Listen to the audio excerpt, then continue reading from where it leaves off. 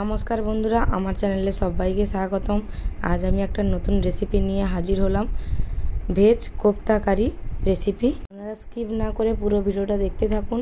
আমি যেসব উপকরণগুলো নিয়েছি আপনারা দেখলে বুঝতে পারবেন। তো আমার চ্যানেলে যদি নতুন হয়ে থাকো প্লিজ লাইক, কমেন্ট, শেয়ার এবং সাবস্ক্রাইব করার অনুরোধ রইল।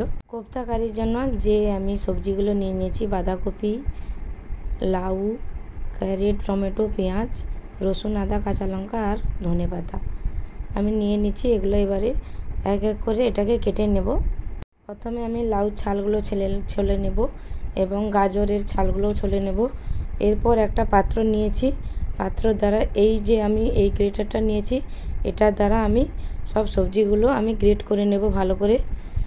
ক্যারেট, লাউ এবং বাঁধাকপি এই তিনটা আমি গ্রেট করে নেব। দেখুন আমি ক্যারেটটা প্রথমে গ্রেট করে নিচ্ছি, তারপরে আমি বাঁধাকপিটা গ্রেট করে নেব। বাঁধাকপিটা আপনারা অবশ্যই দেওয়ার চেষ্টা করবেন, ভেজ আপনারা বিম করিয়েও দিতে পারেন। এরপর আমি এতে লবণ মাখিয়ে এটাকে আমি একটু 2-5 মিনিটের জন্য আমি রেখে দেবো। লবণ মাখিয়ে ঢাকনা দিয়ে রেখে দিলাম। ফিরে এসেছি, দেখুন 2 মিনিট পর দেখুন কতটা জল বেরিয়েছে সবজির। এটাকে ভালো করে জলটাকে আমি নিংড়ে নেব হাতের সাহায্যে। এইভাবে আমি নিংড়ে নিয়েছি, ভালো করে এটাকে নিংড়ে নিতে হবে। একটু যেন জল না থাকে সেইভাবে দেখে আপনারা এইভাবে ঝরঝরে করে নিতে হবে। তারপরে এই জলটা আমি কিন্তু ফেলবো না, রান্নার শেষে রান্নার কাজে আমি লাগাবো। তারপর কিছু মশলা আমি অ্যাড করে নেব। হলুদ গুঁড়ো, গরম মশলা গুঁড়ো দিয়ে দিয়েছি, আর দিয়েছি গোলমরিচের গুঁড়ো, আর দেব রসুন, আদা, কাঁচা লঙ্কা কুচি, ধনেপাতা কুচি। এটা দিয়ে ভালো করে এবারে চামচ দিয়ে মেখে নেব। প্রথমে আমি চামচ দিয়ে এটা মেখে নিলাম। এরপর আমি দিয়ে দেব 3 চামচের মতো বেসন, আর এরপর দিয়ে দেব 3-4 চামচ আমি দিয়েছি। এরপর দিয়ে দেবো এটা আমি কর্নফ্লোর দিয়েছি 1 চামচ দিয়ে এটাকে ভালো করে হাত দিয়ে মিক্স করবেন। হাত দিয়ে মিক্স করলে কিন্তু বড়াটা বানাতেও সুবিধা হবে। কোপ্তাগুলো এরকম সাইজে আপনারা আপনাদের পছন্দ মতো করতে পারেন। আমি এরকম সাইজে কোপ্তাগুলো বানাবো। হাতে প্রথমে একটু তেল নিয়ে নিয়েছি, নিয়ে এটাকে আমি কোপ্তার আকারে একে একে করে সবগুলো বানিয়ে নিয়েছি। তারপর কড়াইতে আগে থেকেই আমি তেল বসিয়ে রেখেছিলাম। তেলটা মিডিয়াম আঁচে আমি গরম করে নিয়ে একে একে বড়াগুলো ছেড়ে দিচ্ছি, কোপ্তাগুলো।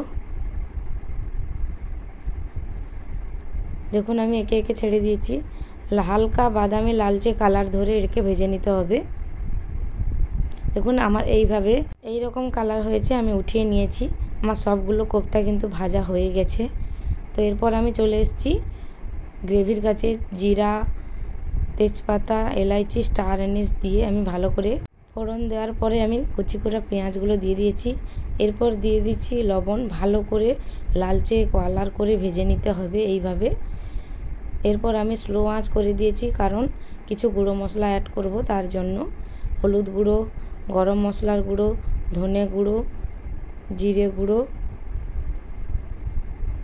ধনে গুঁড়ো আমি 2 চামচ দিয়েছি এখানে, কাশ্মীরি চিলি পাউডার এবং ঝাল লঙ্কার গুঁড়ো দিয়েছি। এরপর আমি এটা জিরে গুঁড়ো অ্যাড করলাম, দিয়ে এটাকে ভালো করে আগে প্রথমে মিক্স করে নিচ্ছি। তারপর ওই সবজিতে যে জল আমি রেখেছিলাম ওই সবজির জলটা দিয়ে একটু ভালো করে কষিয়ে আবারও আদা রসুন পেস্ট দিয়ে দিলাম, দিয়ে আবারও ভালো করে কষতে থাকবো। এরপর দিয়ে দিয়েছি 5 থেকে 10টা আমি কাজু বাদামের পেস্ট করে রেখেছিলাম, ওইটা দিয়ে কষিয়ে ভালো করে তেল ছাড়ার পরে টমেটো পিউরিটা আমি দিয়ে দিলাম। টমেটো পিউরি দেওয়ার পরে ভালো করে আবারও কষিয়ে নিতে হবে। ঢাকনা দিয়ে কষিয়ে নিয়েছিলাম। দেখুন দেখতে কত সুন্দর হয়েছে এবং গ্রেভিটা কিন্তু কালারটা খুব সুন্দর এসছে। এরপর দিয়ে দিচ্ছি টক দই। টক দইটা দিয়ে আবারও ভালো করে কষিয়ে ঢাকনা দিয়ে কষিয়ে নেব। আপনারা এই মশলাটা যত কষাবেন মশলার স্বাদ কিন্তু, গ্রেভিটার স্বাদ কিন্তু তত ভালো হবে। এই যে দেখুন আমার আবারও কিন্তু তেল ছেড়ে দিয়েছে। ঢাকনা দিয়ে এটাকে কষিয়ে নিয়েছিলাম। আগে মশলাটাকে ভালো করে কষে নিতে হবে বন্ধুরা, তবেই এই রেসিপির টেস্ট আসবে। তারপর দিয়ে দিচ্ছি কস্তুরি মেথি। কস্তুরি মেথিটা দেওয়ার পর এটাকে আবারও একটু ভালো করে কষিয়ে ওই সবজির জলটা আমি অ্যাড করে দিলাম। আবারও আমি একটা আরেকটুকু জল দিয়ে পরিমাণ মতো জল দিয়ে কোপ্তাগুলো যেভাবে একটু ফোটাবো এইভাবে জল দিয়ে ঢাকনা দিয়ে রেখে দেবো বয়েল আসার জন্য। দেখুন বয়েল এসে গেছে। এরপর আমি ভেজে রাখা যে কোপ্তা ওইগুলো দিয়ে দিলাম, দিয়ে আবারও এটাকে আমি ভালো করে ফুটিয়ে উপর থেকে কাঁচা লঙ্কা আর ধনেপাতা কুচি ছড়িয়ে সার্ভ করব। দেখুন দেখতে কত সুন্দর হয়েছে। আপনারা এটা ভাত, রুটি, পরোটার সঙ্গে খেতে পারেন। এরপর আমি উপর থেকে দিয়ে দেবো আমুল ফ্রেশ ক্রিম। এটা দিলে কিন্তু আরও এর দ্বিগুণ স্বাদ বেড়ে যায়। ফ্রেশ ক্রিমটা আপনারা দিতে চেষ্টা করবেন। দিয়ে ঢাকনা দিয়ে স্ট্যান্ডিং টাইমের জন্য রেখে দিয়েছিলাম। দেখুন ফিরে আসছি, আবারও ফিরছি নতুন একটা রেসিপি নিয়ে। Thank you so much.